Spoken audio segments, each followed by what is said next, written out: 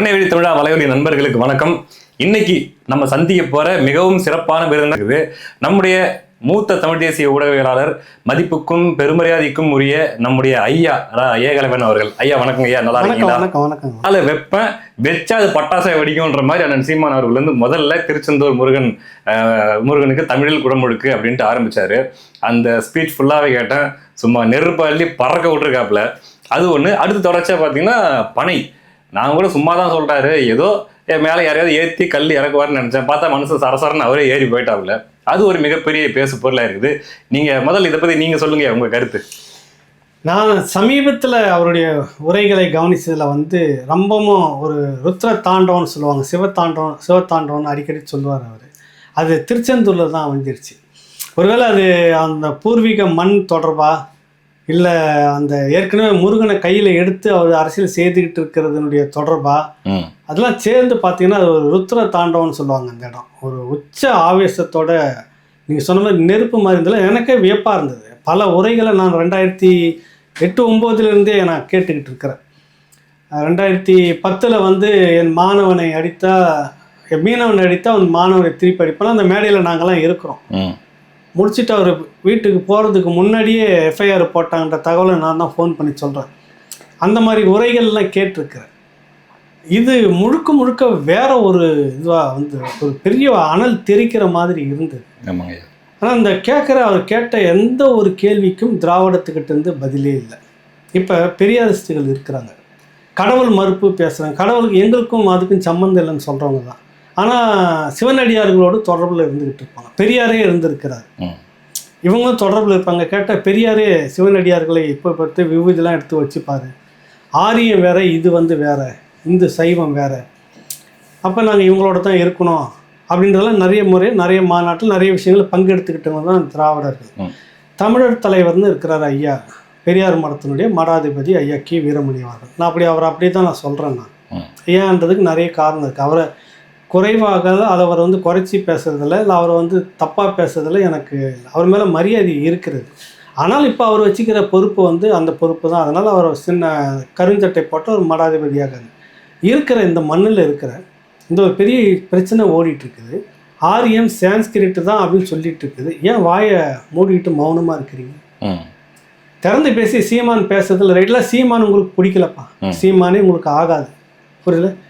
உங்கள் ஸ்டாலின்கிட்ட சொல்லி திராவிடம் சொல்லி தமிழில் தான் வரணும் அப்படின்னு நீங்கள் சொல்லுங்கள். இப்போ கனிமொழி அவர்கள் கூட சொல்லியிருக்காங்க என்ன அப்படின்னா, இதை வந்து மற்றவங்கலாம் சொல்லக்கூடாது, இதை வந்து முருக பக்தர்களும் அறநிலைத்துறையும் நிலையத்துறையும் முடிவு பண்ணும் அப்படின்ற மாதிரி அவங்க சொல்லியிருக்காங்க. இல்லை, அதாவது ஒவ்வொருத்தரும் நான் சொல்கிறேன். இப்போ முருக பக்தர்களும் அறநிலைத்துறைன்னா இப்போ சீமான் முருகன் பக்தர் இல்லையா, நான் முருகர் பக்தர் இல்லையா, நீங்கள் இல்லையா? மக்கள் தானே பக்தர். ஆமாங்க, மக்கள் சார்பாக தானே. அப்போ இது திமுக கேட்கக்கூடாது, மக்கள் கேட்கணும்னு உங்ககிட்ட சொன்னால் நீங்கள் ஒத்துக்குவீங்களா? கனிமொழி இதெல்லாம் பேசக்கூடாது, மக்கள் தான் பேசணும்னா மக்கள் வாக்களித்து கொஞ்சம் நாடாளுமன்ற உறுப்பினராக கொடுத்துருக்காங்க. அதனால் நீங்கள் பேசுகிறீங்க, மக்களுடைய பிரச்சனை நீங்கள் பேசுகிறப்ப ஒரு 8% வாக்களித்த ஒரு கட்சி, அங்கீகாரம் பெற்ற கட்சியினுடைய பிரதிநிதியாக மக்களுடைய கோரிக்கை இது இருக்குதுன்னு அவர் பேசுறதுல என்ன தப்பு இருக்குது? அப்புறம் அவர் பேசாமல் நீங்கள் பேச மாட்டீங்க, நீங்கள் கேட்க மாட்டீங்க. தமிழ் பெயரை சொல்லி அதிகாரத்துக்கு வந்து உட்காந்துட்டு இருக்குது, அனுபவிச்சுட்டு இருக்கிற நீங்கள் இந்த தமிழுக்காக உயிரை விட்டுருக்கணும். நீங்கள் தான் முதல்ல விட்டுருக்கணும், புரியுதில்ல? நேரம் நீங்கள் தான் விட்டுருக்கணும். நீங்கள் தான் வந்து தீக்குளிச்சிருக்கணும், உங்கள் குடும்பம் செஞ்சுருக்கணும். உங்கள் ஸ்டாலினோ, அண்ணன் ஸ்டாலினோ, அல்லது நீங்களோ, அல்லது உங்கள் மருமகன் உதயநிதியோ, நீங்கள் தான் தமிழுக்காக உயிரை விட்டுருக்கணும். நீங்கள் செய்யலை. நீங்கள் ஆரியத்துக்கு துணை போயிட்டு இருக்கீங்க. தமிழிலும் அர்ச்சனை செய்யப்படணும்னு ஒரு போர்டை வச்சுக்கிட்டு சுற்றிக்கிட்டு இருக்கீங்க எல்லா கோயிலையும். கேட்டாக்கா சான்ஸ்கிரிட் தான், அதெல்லாம் இல்லை அப்படின்னு உங்கள் துறை அமைச்சரே சொல்கிறாரு. இப்படி சொல்லும்போது அந்த கேள்வி அடுத்தது யார் கேட்பாங்க? இந்த மண்ணுக்கு சொந்தமான இன்னொருத்தன் தானே கேள்வி கேட்க முடியும். நீங்கள் மண்ணுக்கு தொடர்பு இல்லாத நபர்கள் நீங்கள் உங்களை நிரூபிச்சிட்டிங்கல்ல. நிரூபிக்கலை, நாங்கள் தமிழ் பக்கம் தான் நிற்கிறோன்னா கனிமொழி அவர்களும் சீமான் கேட்கறது நியாயம். நாங்கள் தமிழுக்கானவர்கள், நான் முத்தமிழ் அறிஞருடைய மகள், தமிழுக்கான பிள்ளைகள். திருச்செந்தூரில் தான் அந்த தொகுதியில் தான் நான் நேற்று வரைக்கும் பெரியார் படத்தில் வச்சுருந்த முகப்பில் ஓட்டு கேட்கணும்னு அரசியலுக்கு வந்துட்டோன்னு எடுத்துட்டு பனைமரத்தை வச்சேன், புரியுதுல்ல? பனைமரம் வந்து இந்த மண்ணினுடைய குறியீடு, முருகனும் ஒரு இந்த மண்ணினுடைய குறியீடு, தமிழில் தான் அப்படின்னு நேரடியாக சொல்லணுமா இல்லையா? கமலஹாசன் மாதிரி நீ சேர்ந்து என்ன சொன்னே தெரியல. நான் இன்ன வரைக்கும் போட்டு ரிப்பீட் பார்க்குறேன். அந்த பதில் எனக்கு தெளிவாக புரியல தம்பி. அப்போ வீரமணி அவர்கள் கேட்டிருக்கணும், இந்த கருஞ்சட்டை தோழர்கள் கேட்டிருக்கணும். சுப வீரபாண்டியன் வாய் திறந்து தமிழுக்கா நீ சான்ஸ்கிரிட்டுக்கா சொல்லு, ஒரே வரி. சீமானை விட்டுடுங்க. ம். நீங்கள் இந்த ஸ்டாலின் அரசு இங்கே இருக்கக்கூடிய இந்து கோயில்களில் தமிழில் அர்ச்சனை பண்ணணுமா இல்லையா? நாங்கள் கடவுள் மறுப்பால் இந்த மண்ணாங்கட்டி பேச்செல்லாம் வேணவே வேணாம். கோயில் இருக்கிறது, கோடிக்கணக்கான மக்கள் போகிறாங்க, 99% இந்துக்கள் எங்கள் பக்கம் இருக்கிறாங்க அப்படின்னு நீங்கள் சொல்லியிருக்கிறீங்க. வழிபாட்டுக்கு போயிட்டு இருக்கிறாங்க, உங்கள் வீட்டுக்கார அம்மாவும் வழிபாடுன்னு போயிட்டு இருக்கிறாங்க. அப்படின்னும் போது தமிழுக்கு முக்கியத்துவம் வேணுமா வேணாமா? சுபவீர பாண்டியன் வாயை திறந்து பேசணுமா பேசக்கூடாது? கண்டிப்பாக பேசணும் ஐயா. அதெல்லாம் பேசாதப்போ ஒருத்தர் பேசுகிறாருன்னா அப்போ அது அவர் பேசக்கூடாது. இந்த அறநிலையத்துறை தான் அடிமை சாசனம் எழுதி வச்சுட்டு உட்காந்துட்டு இருக்குது. இந்துத்துவனுடைய இன்னொரு அடிமை சாசன முகமாகத்தான் உங்களுடைய திராவிடத்தினுடைய இந்த அறநிலையத்துறை இருந்துகிட்டு இருக்குது. இப்போ இது இப்படி எடுத்துக்கலாங்களா? இந்த அறநிலையத்துறை வந்து முடிவெடுக்கணும்னு நீங்க சொல்றீங்க. ஒருவேளை நாளைக்கு வந்து சமஸ்கிருதத்துல தான் அவங்க மந்திரம் ஓதுறாங்கன்னு வச்சாங்களேன். இந்த அறநிலையத்துல யாரோட கட்டுப்பாட்டுல இருக்குது? இப்ப திமுக தான். இந்த அறநிலையத்துடைய அமைச்சர் வந்து சேகர்பாபு தான். அப்போ சமஸ்கிருதத்துல அங்க மந்திரம் ஓதுறதுக்கு ஆரியமும் இங்க திராவிடமும் 2 பேரும் கூட்டு சேர்ந்து நடத்துறீங்கன்னு சொல்லாமா? அப்போ அதுதான் சேர்ந்துட்டு இருக்குதுன்னு காலகாலமா இப்போ இருக்குது. இப்போ பட்டவர்த்தனமா தெரிஞ்சு போயிருக்கு. சீமானுடைய அந்த திருச்செந்தூர் உரை இருக்குல்ல, அது எக்ஸ்போஸ் வெடிக்க வச்சிருச்சு. திராவிடமும் ஆரியமும் ஒண்ணு. இவன் தமிழ்ல மந்திரம் ஓதக்கூடாதுன்றதுக்கு தடையா இருக்கிறது திமுக. சான்ஸ்கிரிட்டை தான் நான் ஓதிக்கிட்டு இருப்பேன்னு சொல்றது ஆரியம். அவங்க ரெண்டுமே அதுக்கு சப்போர்ட்டா தானே இருக்குது. ஒன்றும் தமிழுக்கு சப்போர்ட்டா நீங்க வரலையே, திராவிடம் பேசலையே. சீமானுடைய குரலுக்கு ஆதரவா நீங்க பேச வேணாம், தமிழுக்கு ஆதரவாவது பேசியிருக்கணும். இல்லை சுபவீர பாண்டியன், மடாதிபதி வீரமணி, கனிமொழி உள்ளிட்ட அத்தனை பேர் இருக்காங்களா அந்த முகத்தில் ஒருத்தராவது பேசியிருக்காங்களா தமிழில் தான் அர்ச்சனை ஓதணுன்னு? ஏன்னா இதே ஆசிரியர் வீரமணி தான் இந்துத்துவாவில் கரைந்த திமுகன்னு கடந்த முறை செல்வி ஜெயலலிதா கூட கூட்டணி இருந்துக்கிட்டு சமூக நீதி காத்த வீராங்கனை பட்டம் கொடுத்தாங்க. அந்த நேரத்தில் ஒரு புத்தகம் போட்டாங்க பெரியார் திடல்ல இருந்து, இந்துத்துவாவில் கரைந்த திமுக. இன்னைக்கும் அது நடந்துக்கிட்டு இருக்கு, நடைமுறையில் இருக்குது. அந்த புத்தகத்தை அவங்க ஒன்றும் திரும்ப வாபஸ் வாங்கலை. நாங்கள் அன்றைக்கி தெரியாமல் போட்டுட்டோம். இன்னைக்கு இந்துத்துவாவை எதிர்க்கக்கூடிய ஒரே ஒரு சீன பெருஞ்சுவர் திமுக தான். அதனால அந்த புத்தகத்தை நாங்கள் திரும்ப பெற்றுக்கொள்கிறோன்னு இன்ன வரைக்கும் திரும்ப பெற்றுக்கிறோம் இருக்குது அந்த புத்தகம் இன்னும். அப்போ நீங்கள் என்னென்னா ஆரியத்துக்கு தான் நீங்கள் துணையாக இருக்கிறீங்களே தமிழ்ன்ற பேரில், தமிழனுடைய இனத்தின் அடையாளங்களை எல்லாமே அழிக்கிறதுக்கு துணையாக இருக்கிறீங்களே ஒழிய இந்த மக்களுக்காக நீங்கள் ஒரு காலமும் இல்லைன்றது அந்த திருச்செந்தூருடைய இடம் எக்ஸ்போஸ் பண்ணிடுச்சு. ஒரு பெருவெடிப்புன்னு சொல்லுவாங்கல்ல, அது வெடிக்க வச்சிருச்சு. சீமானுடைய அந்த உரை மக்களுக்கெல்லாம் பட்டி தொட்டு நம்ம சேர்ந்துச்சு. இவங்க யாருக்கானவங்க? தமிழுக்கானவங்க. ஆனால் ஓங்கோலில் வந்து தமிழ் பேசி தமிழ் மந்திரம் சொல்லணும்னு யாரும் கேள்வி கேட்கல. அது கேட்டால் நீங்கள் வந்து கோவப்படலாம். ஆமாம், புரியுதுல்ல?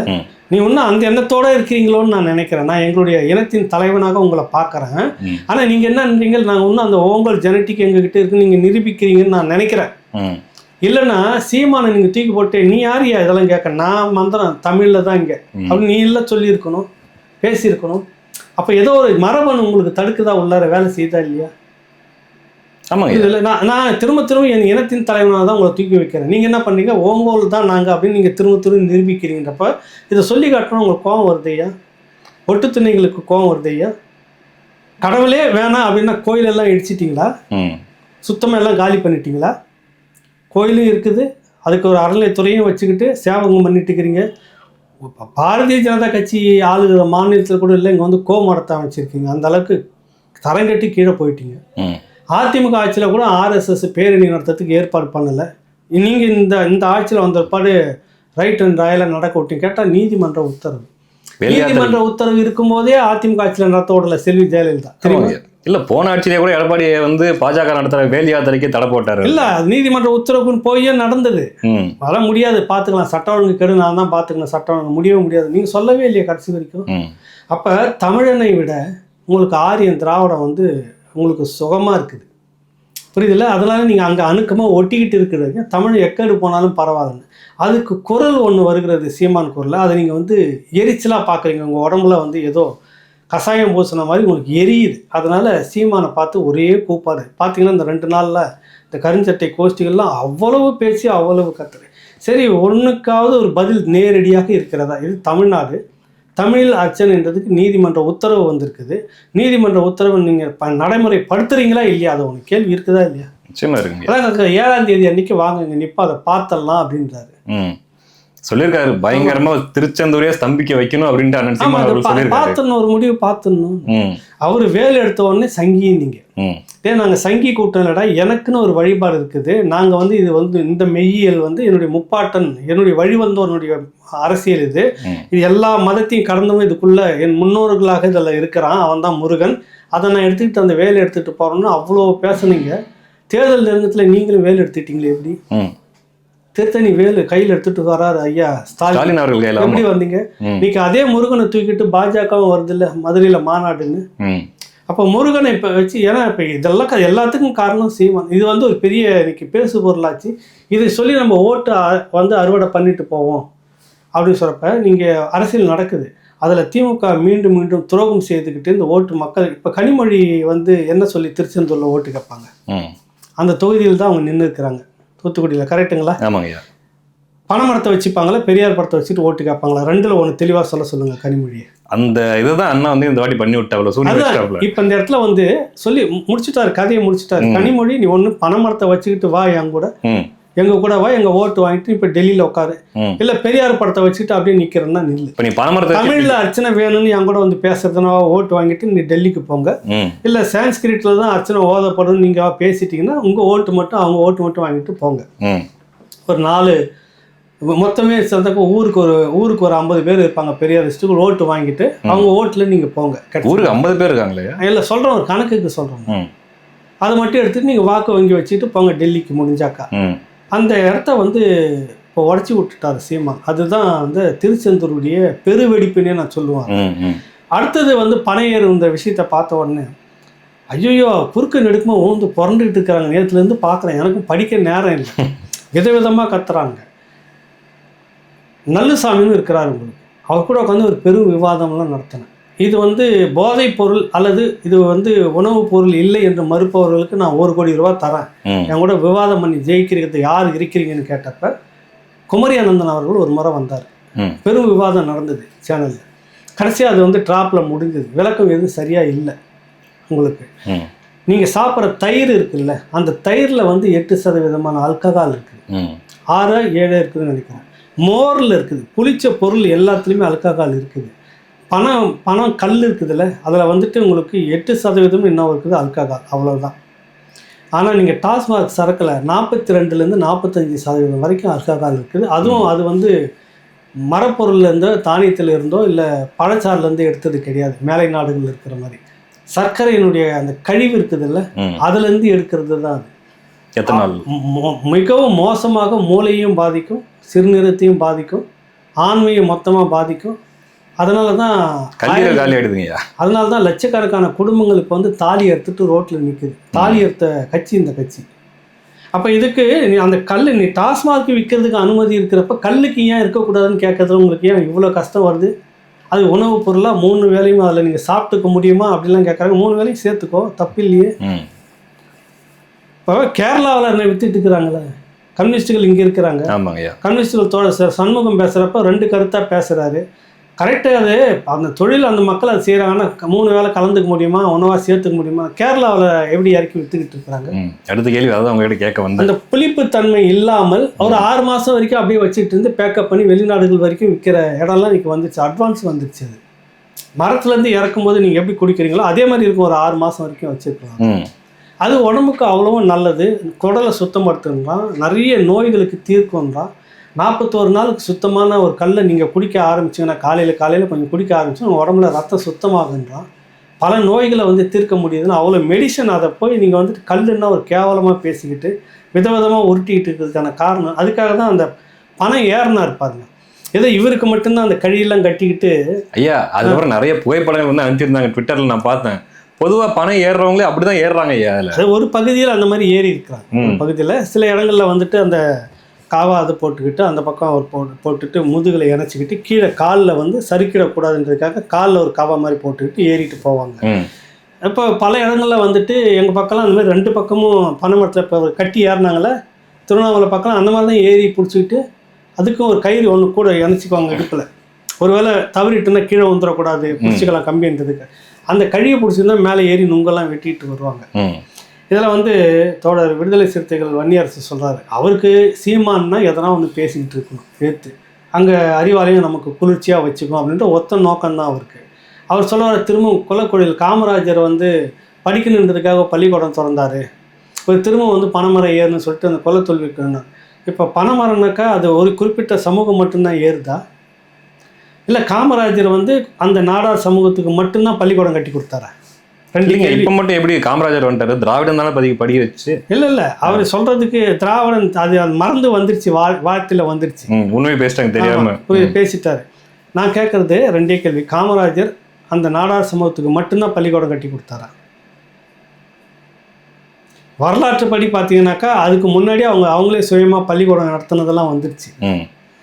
எல்லாம் இன்னும் சொல்லப்போனால் மிகவும் பிற்படுத்தப்பட்ட பட்டியலின மக்கள் 2 இது இருக்கிறாங்களே, அதாவது பேக்வேர்ட் கேஸ்ட்லேயே மோஸ்ட் பேக்வேர்டு, பொருளாதார ரீதியாக பின்தங்கி இருக்கிற அந்த மக்களுக்கும் இப்படி எல்லாருக்கும் இது 5 கிலோமீட்டருக்கு ஒரு பள்ளிக்கூடம்னு எல்லா தமிழ்நாடு முழுக்க அவர் ஓடி ஓடி உழைச்சி கட்டிருந்த நாடார்களுக்கு மட்டும் கட்டி கொடுத்தாருன்னு தவறாக சொல்கிறாரா வன்னியார்ஸு?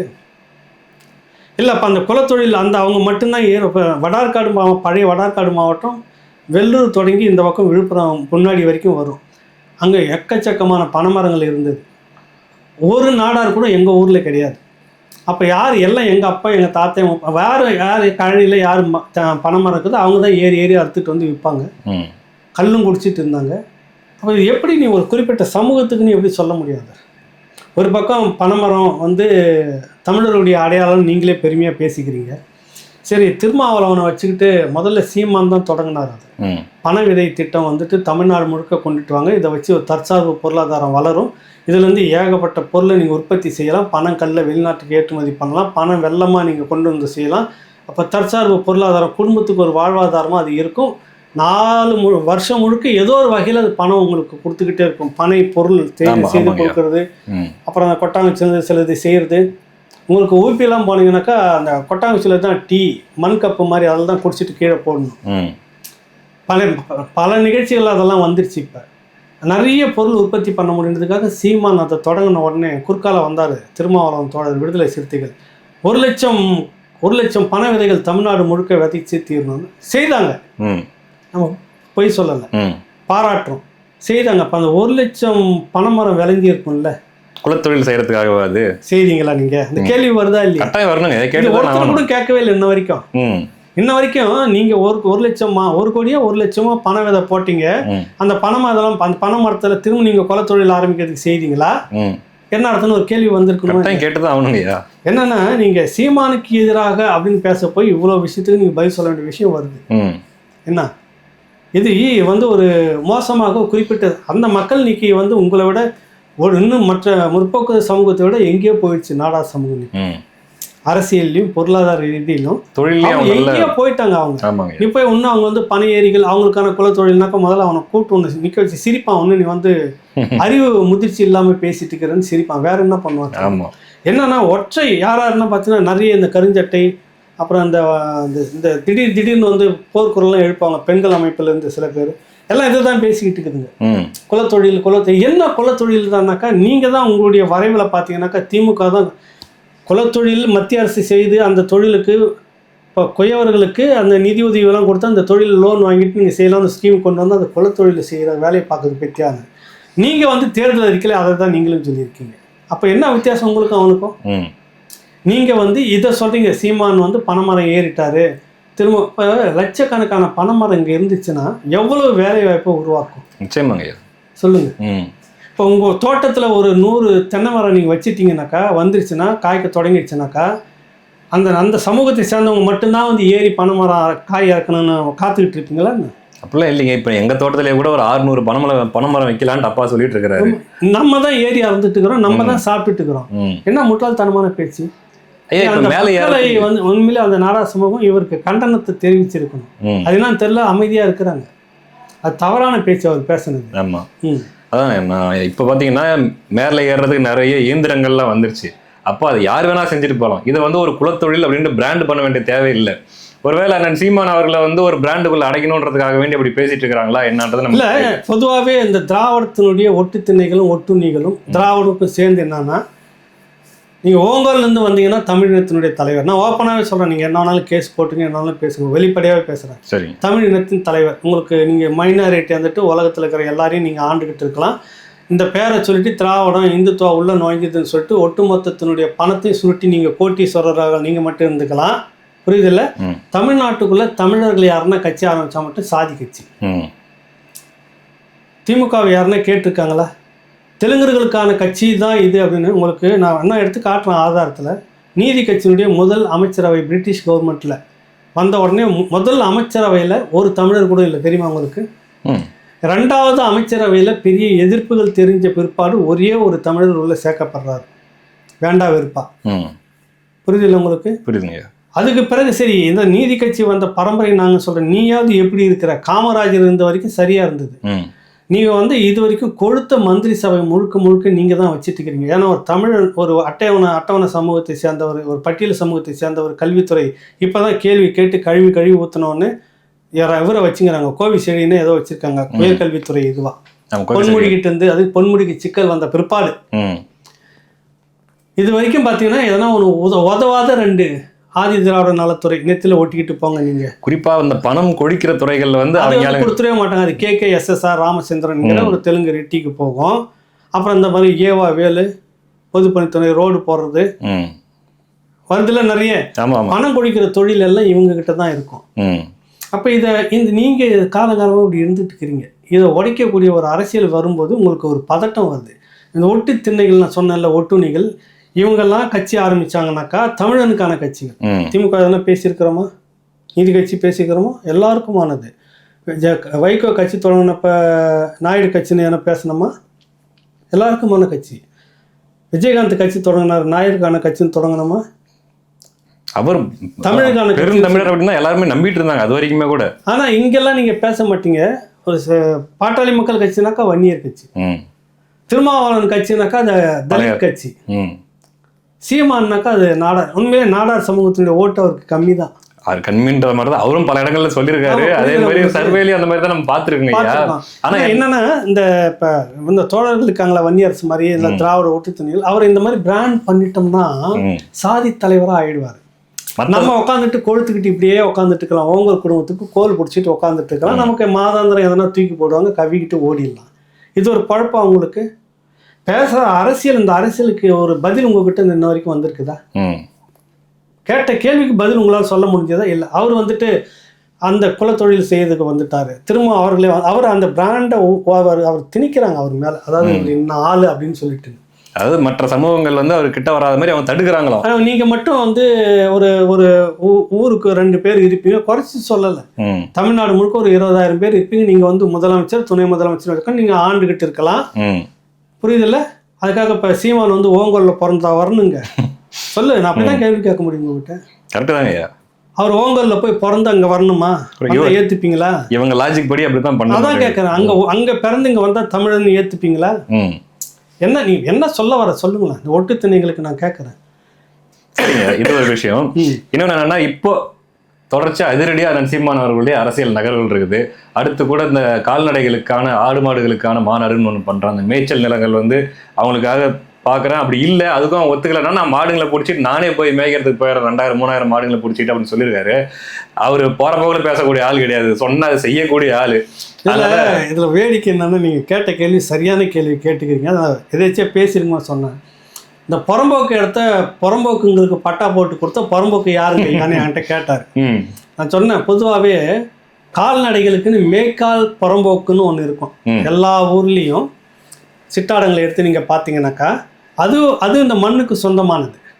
அதுக்குண்டான இடம் வேணும், அதுக்குண்டான உரிமையும் இருக்குது. மாடு நான் வச்சுட்டு இருக்கிறேன், நான் வீட்டிலே தான் கட்டி போட்டு இருக்கணுன்றது கிடையாது. காடு யாருக்கு சொந்தமானது?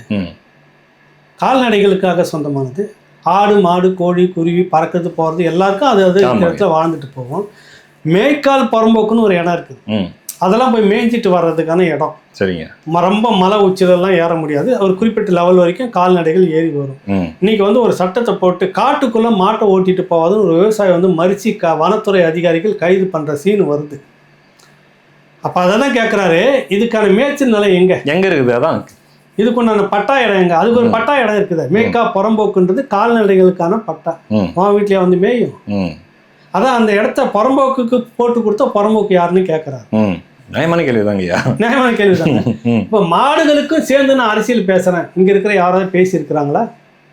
அவங்க முதல்ல சொல்லிட்டாங்க அனைத்து உயிர்களுக்குமான அரசியல் அப்படின்ட்டு. ஆடு மாடுகளுக்குமான அரசியல் யாரு? இப்போ உனக்கு மாட்டு மாமிசம் வேணும், ஆட்டு மாமிசம் வேணும், மாட்டு மாமிசம் வேணும், மாட்டு பால் வேணும், ஆட்டு பால் வேணும், எல்லாம் உனக்கு வேணும். அது எங்கிருந்து வரும்? நீங்க வளர்த்தாதான் வரும். உடனே கால்நடைகளை மேய்க்க இத்தனோண்டு ஒன்றுலாம் பேசுது. பெரியாரை படிச்சுதான் என்னன்னே தெரியல. அதெல்லாம் சீமான் மீண்டும் கால்நடைகளை மேய்க்க சொல்லி குலத்தொழிலை செய்ய சொல்கிறார். என் வீட்டில் இருந்தது நான் படித்தேன். ஆடும் மேய்ச்சிருக்கிறேன், மாடும் மேய்ச்சிருக்கிறேன், மலையில் படிச்சுட்டும் வந்திருக்கிறேன். என் வீட்டுக்கான சொத்து அது. கஷ்டகாலம் நஷ்டகாலத்தில் அது என்னுடைய ப்ராப்பர்ட்டியாக தான் பேங்க். அதை விற்று தான் குடும்பத்தை செலவு பண்ணிட்டு இருப்பாங்க. அது ஒரு குடும்பத்துக்குமான பேங்க், அதுதான் அவங்க வங்கி. அது இந்த வரலாறு தெரியாத முண்டங்கள்லாம் உட்காந்துக்கிட்டு சீமான் மாடுகளை வந்து மேய்க்க சொல்கிறார். படித்தவர்கள் எல்லாம் மாடு மேய்க்க போகணும், படிச்சுட்டு எல்லாருமே மாடு மேய்க்க போகணும். உன் வீட்டில் இருக்கிற ஆடு மாடு அது உன் பிள்ளைங்கள் மாதிரி நீ தான் பார்த்துக்கணும். நாளைக்கு நெருக்கடி நேரத்தில் அதான் உனக்கு கை கொடுக்கும். நிச்சயமாங்கய்யா. அதை தான் அவர் சொல்ல வர்றாரு. உன் வீட்டில் 4-5 ஆடு மாடு இருந்துச்சுன்னா அது தற்சார்பு பொருளாதாரம், பால் கொடுக்கும், பால்ல இருந்து வர காசு கொடுக்கும், உனக்கு உணவு நல்ல உணவு கிடைக்கும், அது காசும் வரும். இவ்வளவு வேலையும் செய்யுதில்லை. இதை விட்டுட்டு நீங்க திராவிடத்துக்கு 1000 ரூபாய்க்கு கையை எழுந்திக்கிட்டு இருங்கன்னு சொல்லுது இந்த கூட்டம், திராவிட ஒட்டு தின்னைங்க கூட்டம். ஐயா, இந்த தற்கொலைங்க இது சில விஷயங்கள்லாம் பார்க்குறாங்க இல்லையான்னு தெரியலீங்க. பசுமை விகடனில் அடிக்கடி நான் பார்ப்பேங்க செய்தியில் பார்த்தீங்கன்னா, அதில் எல்லாம் அந்த கல்லூரி முடித்த மாணவர்கள் ஈவன் ஐடியில் வேலை செஞ்சுக்கிட்டு இருந்து அந்த ஐடி வேலையை விட்டுட்டு வந்து எங்களுக்கு பாருங்க இப்போ இத்தனை ஏக்கர் நிலத்துல நாங்கள் விவசாயம் இயற்கை விவசாயம் பண்ணிக்கிட்டு இந்த இத்தனை ஆடு மாடுகளை வச்சுக்கிட்டு நாங்கள் பண்ணிட்டு இருக்கிறோம். அந்த வேலைகள் ஒரு மாதிரி மன உளைச்சலாக இருந்து மனசுக்கும் நிம்மதி இல்லாமல் இருந்தது. இது எங்களுக்கு மனசுக்கும் நிம்மதியாக இருக்குது, உடம்புக்கும் ஆரோக்கியமாக இருக்குதுன்ட்டு படித்து பட்டதாரி மட்டும் இல்லை, வேலை செஞ்சுக்கிட்டு இருந்தவங்க வேலையை விட்டுட்டு வந்து செஞ்சுட்டு இருக்கிறாங்க. அதையெல்லாம் இவங்க பாக்குறாங்களா இல்லையா? அதுதான் இவங்க திராவிடம் வந்து நீ எதுவும் யோசிக்காத, நீ எதுவும் தெரிஞ்சிக்காத, பெரியார்னு ஒரு முட்டாள்தனமான ஒரு கருத்தை மட்டும் ஏத்துக்கோ. அதையெல்லாம் சொல்றான். தீர்வு என்னன்னு சொல்லலை, கடவுள் இல்லைன்றீங்க, ஆல்டர்னேட்டிவ் என்னன்னு நீங்க சொல்லலை. புரியுதுல உங்களுக்கு? ஆடு மாடி மேய்க்காத, சரி ஆல்டர்னேட்டிவ் என்ன? வெளிநாட்டுல இருந்து டின் ஃபுட் வாங்கி சாப்பிட்டுட்டே இருக்கிறது, காசு வாங்கிட்டே இருக்குதா? வீட்டுல இருக்கணும் இல்ல, அதை நீ உற்பத்தி பண்ணி வச்சுக்கனா அது வந்து குலத்தொழில். மீண்டும் ஆடு மாடு மேய்க்க சொல்ல, சரி படிச்சவன் முழுக்க வேலை இல்லாம சுத்தி இத்தனை லட்சம் பேர் இருக்கிறான், அவனுக்கு என்ன வழியை நீ செஞ்சிருக்கிற? இத்தனை லட்சம் பேர் இருக்கிறான், இன்ன வரைக்கும் வருஷத்துக்கு 4 லட்சம் பேர் 5 லட்சம் பேர் வெளியில வந்துட்டு இருக்கிறான்ல, நீ எங்க வேலை கொடுத்துருக்கிற? கொடுத்த வாக்குறுதியை நிறைவேற்றலைங்களையா? வாக்குறுதியை கூட விட்டு உன்னுடைய மாநிலத்துல படிச்சுட்டு வந்திருக்கிற அத்தனை பேருக்கும் நீ வேலை கொடுத்துருக்கிறியா இல்லையா? இத்தனை வாய்ப்புகளை வேலை வாய்ப்புகளை ஏற்படுத்தி தரன்னு கொடுத்த வாக்குறுதியே நிறைவேற்றல. ஒண்ணுமே இல்லை, ஒண்ணுமே சொல்லல. பெரியார் தான் எல்லாத்துக்கும் காரணம், நாங்க முதன்மையா வந்துட்டோன்னு. பெரியாரை பத்தி ஒரு வார்த்தையும் சொல்லாத ஆந்திரா தான் இன்னைக்கு உலக நாடுகள்ல ஐடி துறையில முன்னணியில் இருக்கிறான். பெரியார் படிக்க வச்சாரா? இல்ல, ஒருவேளை பெரியார் அங்க போவாதனாலதான் அந்த இடத்துல இருக்காங்க. அதனாலதான்